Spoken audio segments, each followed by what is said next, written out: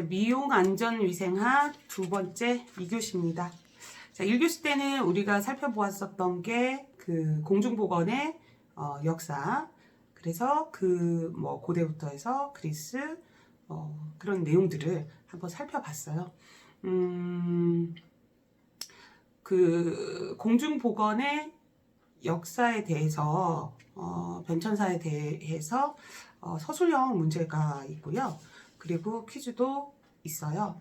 근데 어렵지는 않고 중요했었던 내용들만 추려서 중요하지 않은 내용들은 문제하지 않았습니다.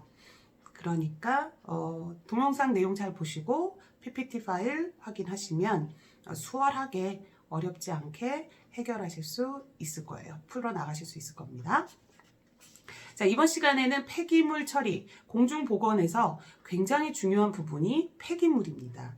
우리 지금 인류가 살아오면서 굉장히 많은 그 쓰레기와 폐기물들을 생산해내고 있어요.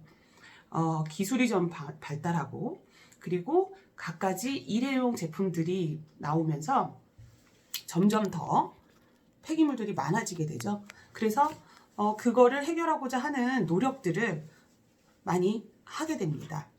그래서 폐기물이라는 게 도대체 정의가 뭔가라는 걸 한번 볼 건데요.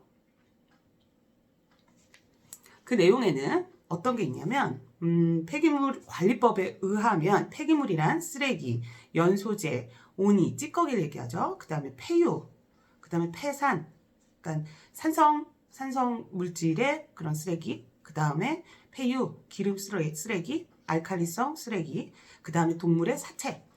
그래서 사람의 생활이나 사업 활동에 필요하지 않은 걸 우리는 다 폐기물이라고 합니다. 자, 폐기물을 분류를 해볼게요. 생활 속에서 우리가 생활하면서 나오는 폐기물들을 생활 폐기물이라고 하고, 그 다음 산업, 일터에서 아니면 공장에서 이렇게 나오는 폐기물들을 우리는 사업장 폐기물이라고 합니다. 그래서 생활 폐기물은요, 사업장 폐기물 외의 것들을 생활 폐기물이라고 하고, 사업장 폐기물은 사업장에서 만들어진 폐기물들이겠죠. 그래서 대기환경보전법, 물환경보전법 또는 소음진동관리법에 따라 배출시설을 설치 운영하는 사업자나 그 밖에 대통령령으로 정하는 사업장에서 발생하는 폐기물을 사업장 폐기물이라고 한다라고 시행령 제2조에 나와 있습니다. 자, 그러면 그 밖에 대통령령으로 정하는 사업장은 어떤 게 있냐면요. 공공폐수 처리시설물을 설치, 운영하는 사업장. 공공폐수요. 물. 그 다음 공공하수. 그 다음에 그 지하로 나오는 그 물이죠. 그러니까 그 사업장에서 뭔가를 생산하고 나온 그 찌꺼기 물들. 그 다음에 분뇨. 그 개가 아니죠. 소나 돼지, 그 다음에 닭. 이런 것들을 기르고 가축하면서 생산되는 쓰레기들. 그 다음에 간축 분뇨. 그런 것들이죠. 소변, 대변, 이런 것들. 분뇨요. 그 다음에 폐기 처리 시설을 설치, 운영하는 사람. 그러니까 폐기물 처리 시설이라는 건 폐기물 처리업의 허가를 받은 자가 설치하는 시설물을 포함한다. 그러니까 예를 들면요. 우리가 뭔가를 버리면 그거를 수거해 갔을 때 또 나오는 또 폐기물들이 있잖아요. 그래서 그런 업체, 그 사업장들. 그 다음에 지정 폐기물을 배출하는 사업장, 폐기물을 1일 평균 300kg 이상 배출하는 사업장. 그 다음에 건설공사로 폐기물을 5톤 이상 배출하는 사업장. 자, 건설공사라는 건 어느 기준이냐면 여기 적혀 있는데요. 공사를 착공할 때부터, 공사 시작할 때부터 마칠 때까지 나오는 폐기물의 양을 말합니다. 그게 5톤일 때는 우리가 사업장 생활 폐기물이라고 한다. 자, 그 다음에 1년에 공사 또는 작업으로 5톤 이상. 꼭 건설공사가 아니더라도 인테리어를 다시 한달지 아니면 건물의 리모델링을 다시 한달지 이럴 때 1년의 공사 이럴 때 나오는 폐기물을 우리는 사업장 폐기물에 포함을 시킵니다. 자, 지정 폐기물은 뭐냐면요. 사업장 폐기물 중에 폐유, 폐산 등 주변을 더럽히거나 오염시키거나 그 다음에 의료 폐기물 있죠. 주사기, 병원에서 쓰는 것들요. 뭐 그 알코올 그 혈흔이 묻어 있는 솜 아니면 뭐 링거 뭐 이런 것들 있죠. 이런 것들은 인체에 위해를 줄 수 있어서 이런 건 지정해서 폐기물이라 칭한다 해서 지정 폐기물이라고 부릅니다. 또 여기에는 어떤 게 들어가냐면요. 의료 폐기물이 있는데 보건, 의료기관, 동물병원, 시험 검사기관 등에서 폐기물. 그 다음에 인체 감염을 줄 우려가 있는 폐기물, 인체 조직 척출물. 그러니까 예를 들어 우리가 피부를 이식한다거나 아니면 뭔가 그 사람의 건강, 인간의 건강, 인체 조직 이런 것들을 우리는 의료 폐기물로 포함을 시킵니다. 그 다음에 실험, 동물의 사체 등 보건, 환경보호상 특별 관리가 필요하다고 인정되는 폐기물들을 우리는 말합니다. 자, 폐기물을 우리가 생활 폐기물을 만들었을 때, 이거를 어떻게 처리를 해야 될 것인가. 우선은 수집을 해야 될 거고요.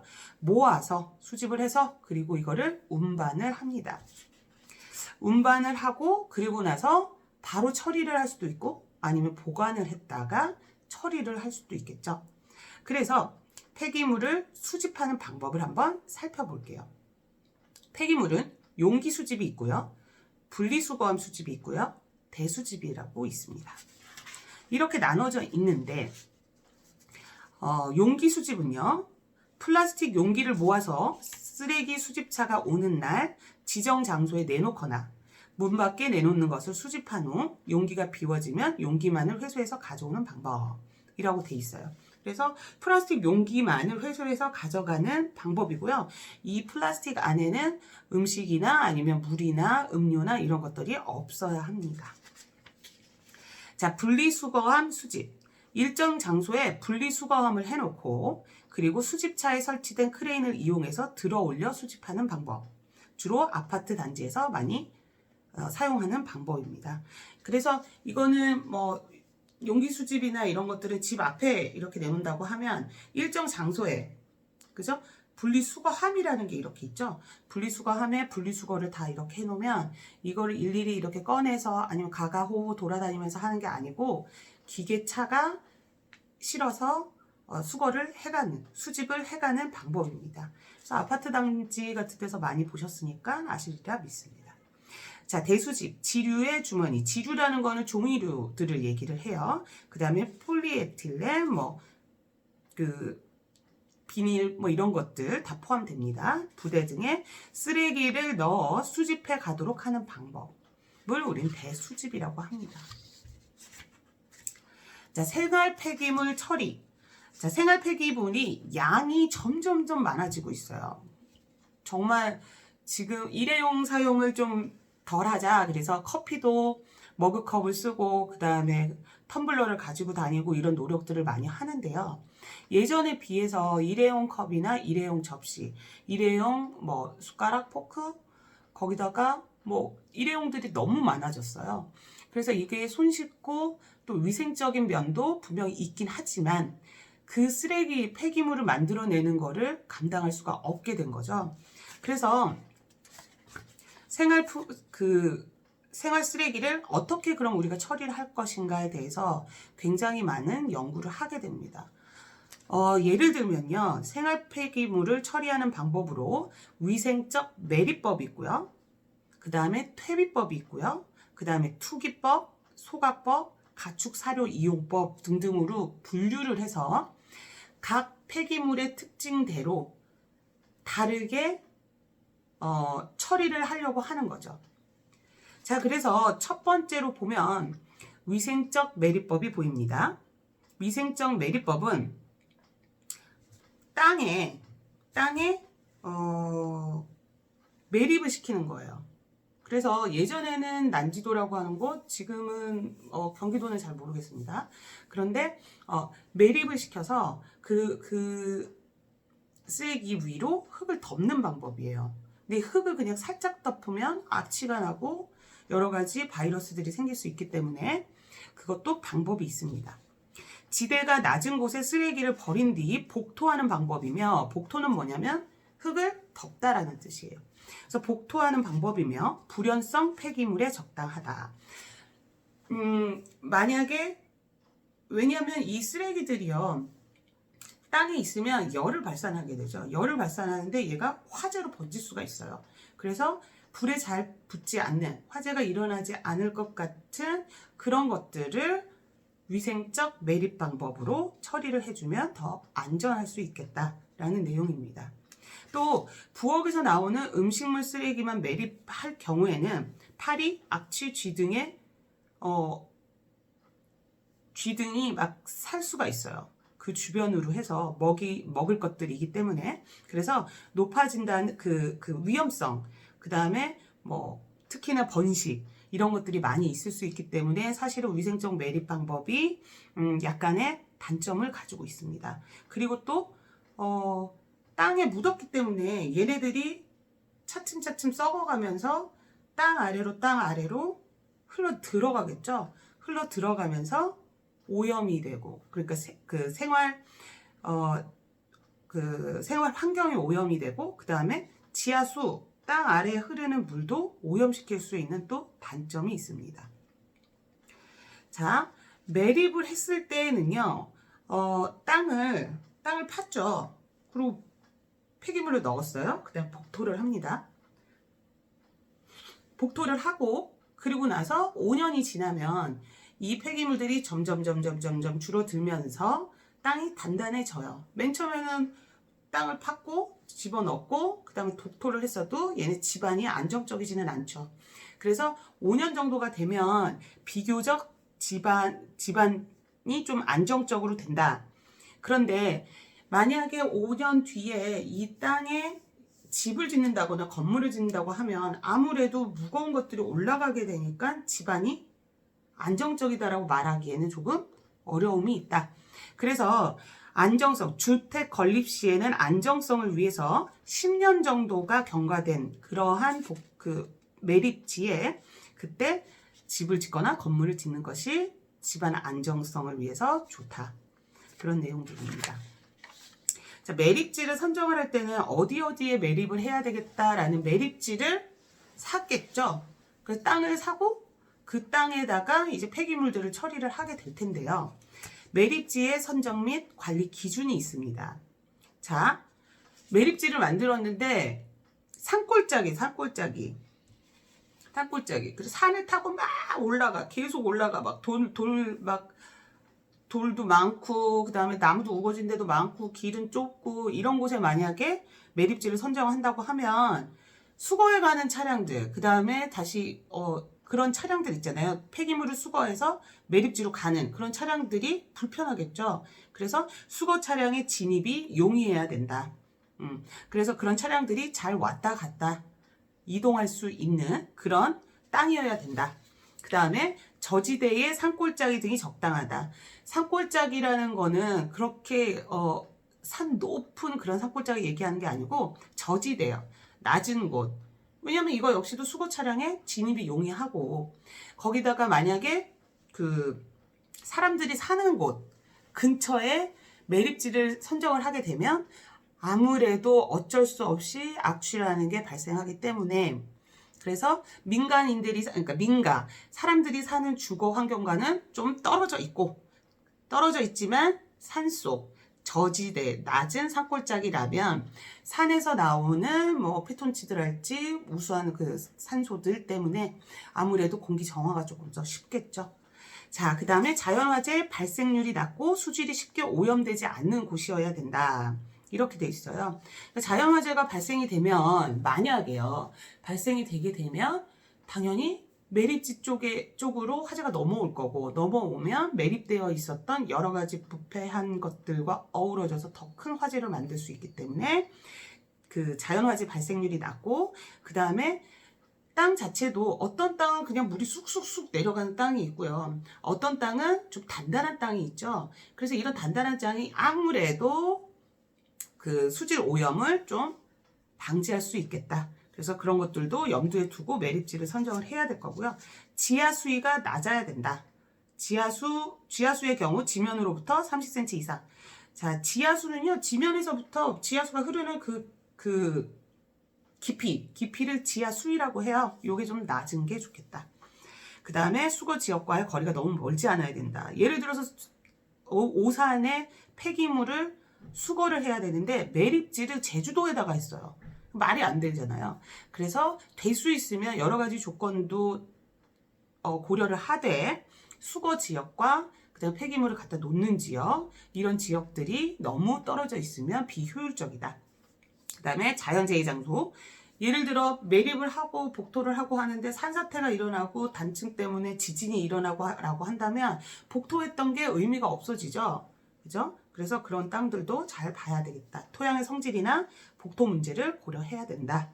그래서 매립지 선정 관리 기준 같은 경우는 적어도 4-5가지는 알아두시는 게 좋을 것 같습니다. 자, 매립 처리. 자, 이제 수거를 해왔어요. 폐기물을 수거를 해왔으면 얘를 어떻게 해야 될까요? 어쨌거나 처리를 해야 되겠죠.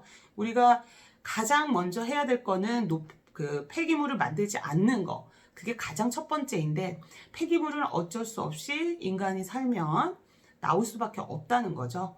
뭐 예를 들어 적어도 먹는 거는 우리가 정말 먹을 만치만 한다고 하더라도 옷도 나올 수 있고요. 신발도 나올 수 있고요.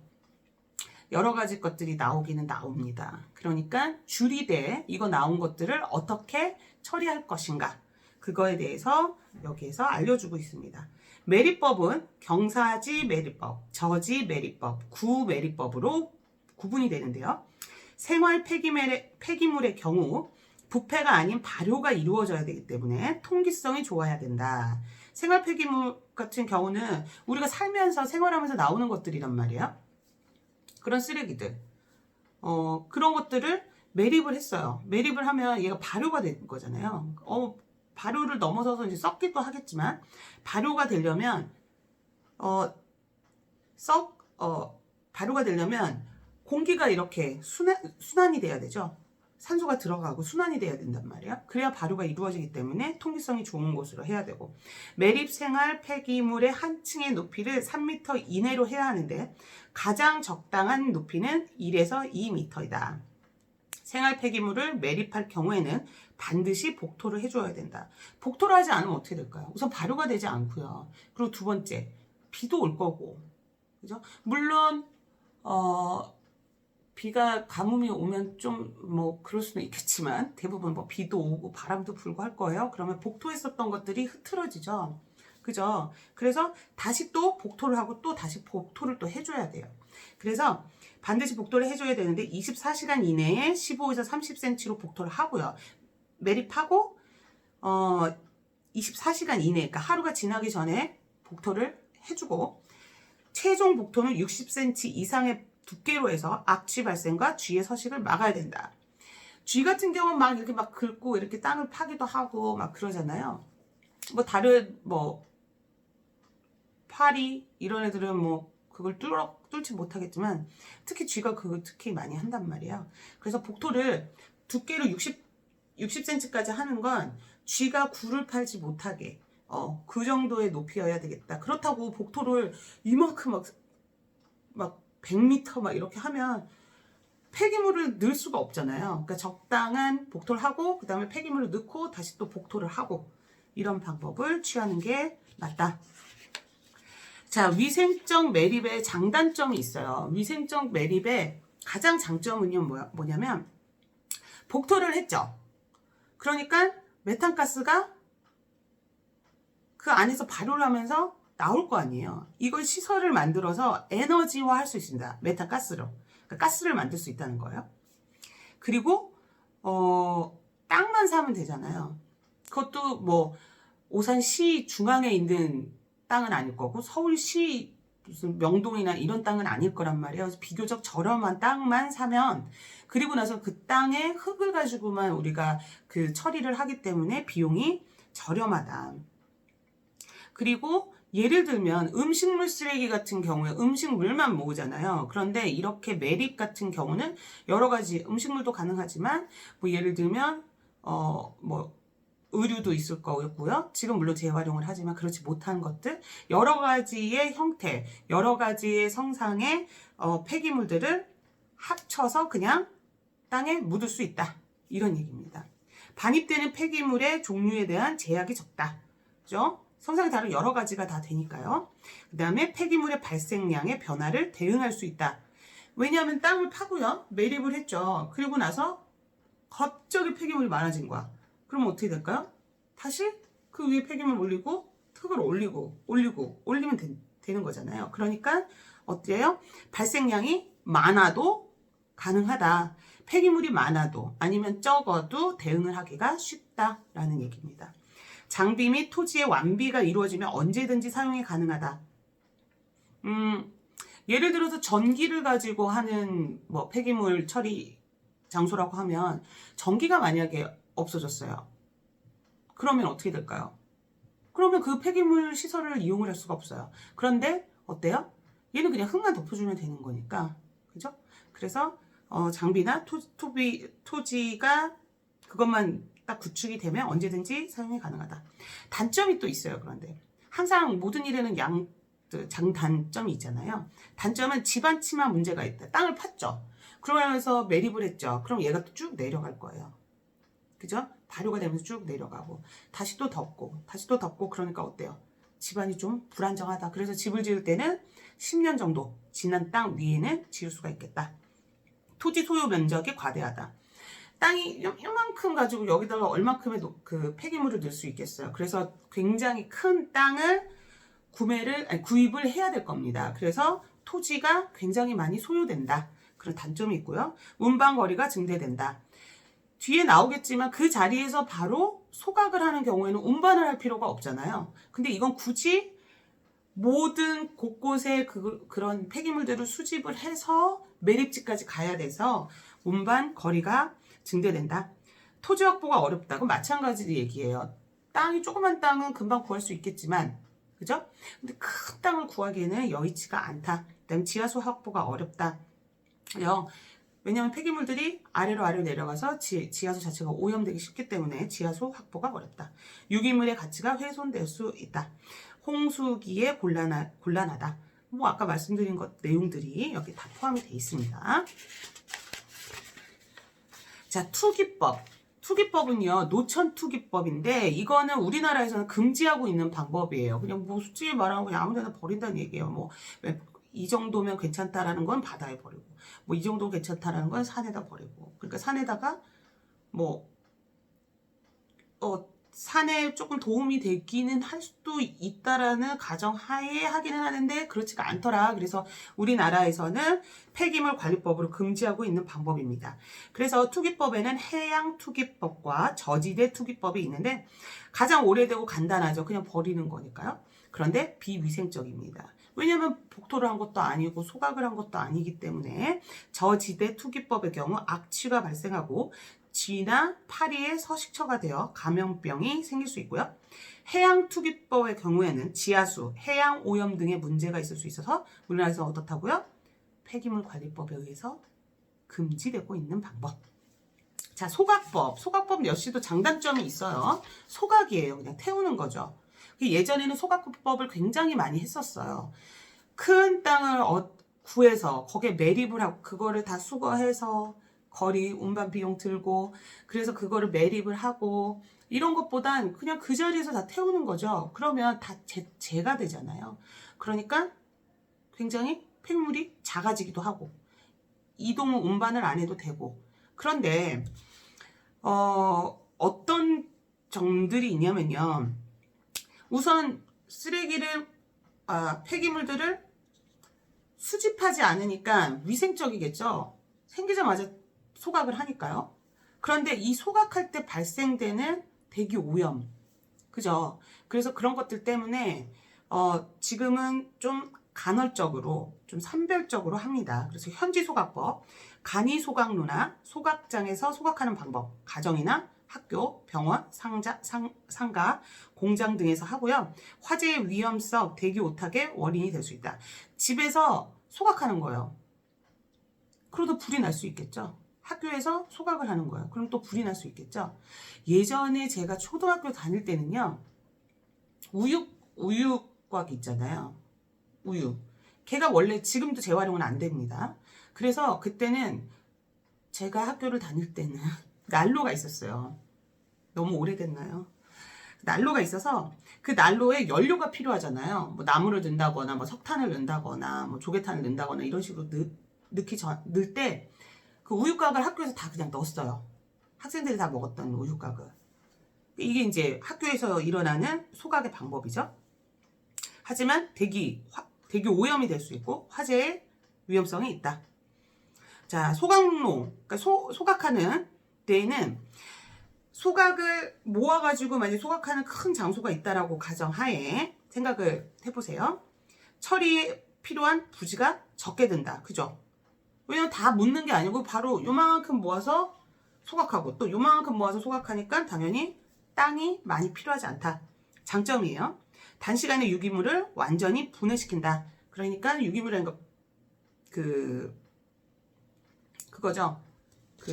뭐 쓰레기나 아니면 폐기물 이런 것들을 빠르게, 왜냐면 소각하니까 확 불이 이르면서 빠르게 처리를 할 수 있다. 그 다음에 이 폐기물들이 타면서 만들어내는 그 열을 가지고 에너지화 시킬 수 있다. 그 다음에 기후에 영향을 받지 않는다. 그죠? 왜냐면 비가 올 때 밖에서 소각하지는 않거든요.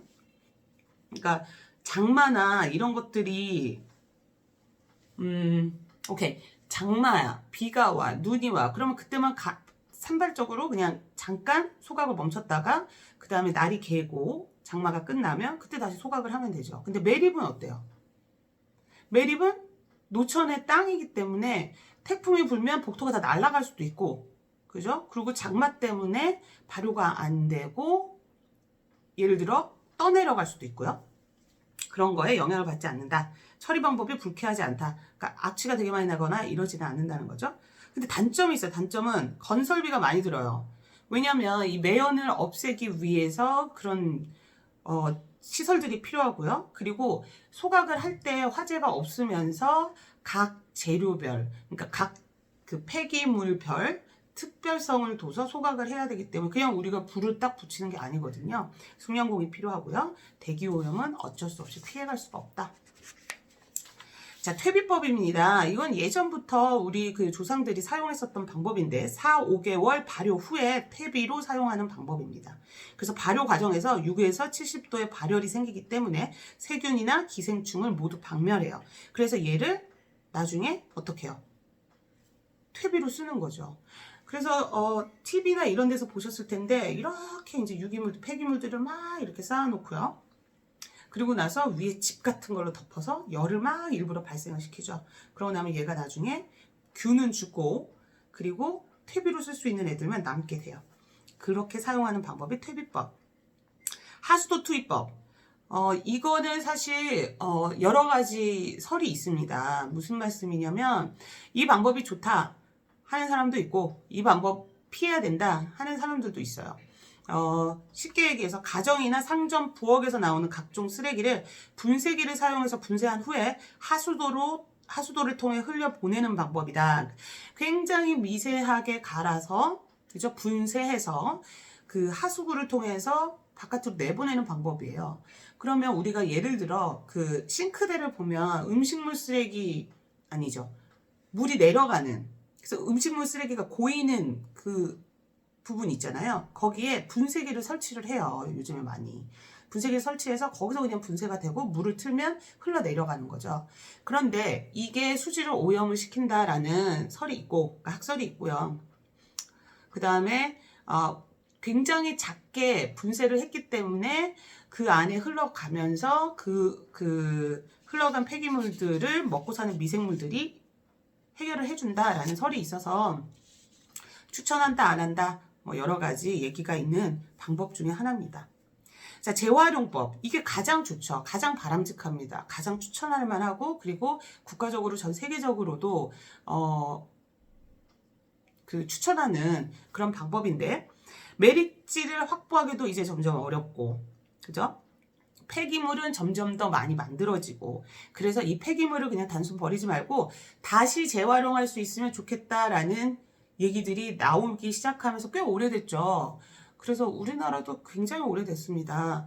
이 분리수거, 그 다음에 음식물 쓰레기 따로 버리기, 이런 운동들이요. 하지만 아직도 매립법에 의존하고 있는 나라들 많이 있어요. 그 동남아시아 쪽이나 뭐 미국의 어느 꼭 뭐 동남아시아뿐만이 아니라 미국의 주마다 좀 법령이 달라서 우리나라 같은 경우는 어떻습니까? 전 국민이 다 동참을 하죠. 그래서 한계가 폐기물 처리에 대한 한계 때문에 재활용법이라는 게 대두가 됐고요. 폐기물 처리 비용을 절감할 수 있죠. 재원을 다시 재생산할 수 있고요. 그래서 환경 보전이 되고 자원이 전략이 됩니다. 그런데 가장 큰 문제는 뭐냐면 여러분들 중에는 부디 없으시길 바랍니다. 재활용을 해야 되는데 그냥 일반 쓰레기에 그냥 같이 버리는 경우. 말하자면 일반 쓰레기 경우 음식물 쓰레기 그냥 합쳐서 버리는 경우들이 아직도 많이 있다. 그리고 사실은 재활용이 되는 그 자원과 재활용이 되지 않는 자원들이 있어요. 예를 들어 우유곽 그거는 재활용이 되지 않아요.